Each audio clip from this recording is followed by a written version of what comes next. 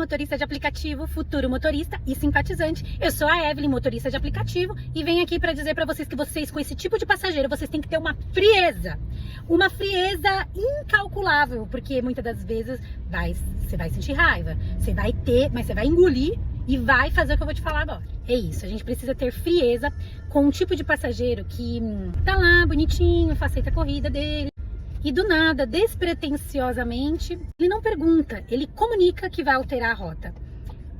Com esse passageiro, pra gente evitar um problema maior, porque acontece muitas das vezes, que não são todos os casos, a pessoa altera, ou porque errou a rota mesmo, marcou errado, não se atentou, que isso pode de fato acontecer, mas muitos, por saber que em algumas regiões ou em alguns lugares a gente não vai aceitar, e aí simplesmente a pessoa vai e fala, eu vou mudar a rota, então vou ter que mudar a rota. Eu, ainda educadamente, falo, qual é o lugar? Porque tem alguns lugares que em alguns horários que eu não vou. Eu falo com um tom de voz bem tranquilo, ameno, tentando ser acolhedor e tentando amenizar um pouco a situação, e aí dependendo do lugar, eu pego e altero. Mas tem passageiros que nem fazem questão de falar qual é o local.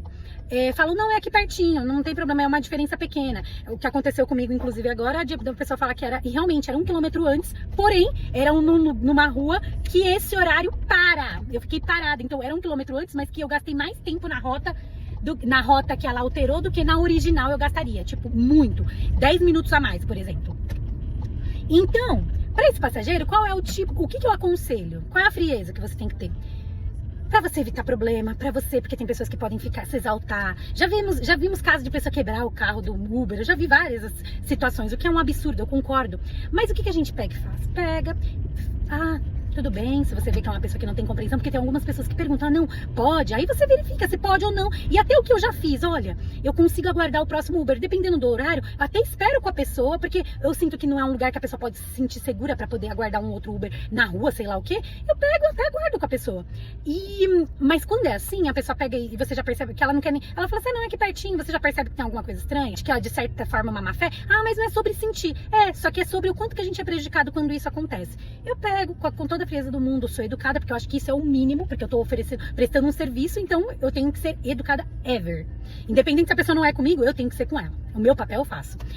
Ela desce, se eu vejo que aquilo impactou muito na minha dinâmica de trabalho, eu senti que houve um certo desrespeito em relação ao meu trabalho, se eu poderia ou não, é como se eu fosse obrigada a ir, né? E a gente não é obrigada a nada, mas eu acabo indo para evitar problemas maiores, eu pego, coloco uma avaliação proporcional àquilo que foi o incômodo e o desconforto que foi gerado para mim na viagem e justifico. Quando é no 99, o bom é que a gente consegue, além daquelas perguntas do porquê que talvez a gente não esteja avaliando com 5 estrelas, vem uma pergunta aberta e eu explico, olha, o passageiro alterou a rota durante a viagem, porém o tempo aumentou significativamente e é isso, pra mim, pra mostrar também pra plataforma o quanto que isso gerou um incômodo pra mim. Isso vai mudar alguma coisa? Não, mas simplesmente eu coloco uma nota proporcional e o bom da Uber é que você já consegue bloquear o usuário e eu acho que a 99 também tem essa opção. Eu nunca bloqueei um usuário na 99, bloquear assim, que eu não quero mais receber viagem dela. Da Uber eu já fiz isso, mas é uma frieza que a gente tem que ter em manter aquela passageira na viagem,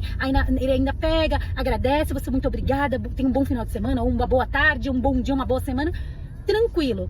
E aí o que você fez? Como motorista você atendeu ele muito bem, fez o que lhe cabia e mesmo contrariado até levou. Mas aí eu vou e pontuo, tá? E isso é quando eu vejo que não vai, que dá pra eu levar, mesmo que eu saiba que eu vou pegar um trânsito, que não queria ir pra aquela região, eu pego. Mas se eu vejo que é uma região que eu não vou me sentir segura, aí eu já não, olha, eu não faço essa região e eu faria isso, o que eu já falei pra vocês aqui nesse vídeo.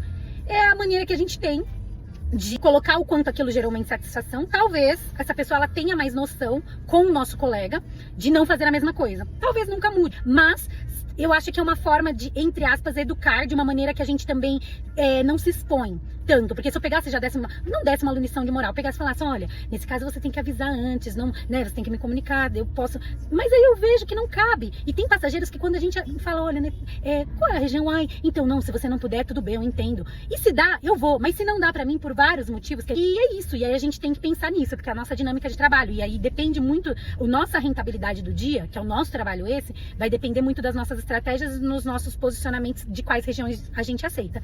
Então, pensando nisso, eu falo pra vocês, sejam frios nessas situações que dói, que parece que a gente Agora, você faz dessa maneira, você que já dirige aí nas ruas, que também é motorista de aplicativo, você faz dessa maneira, faz de uma maneira diferente? E você que não dirige, mas que tem pretensão, o que você faria? Seguiria essa dica?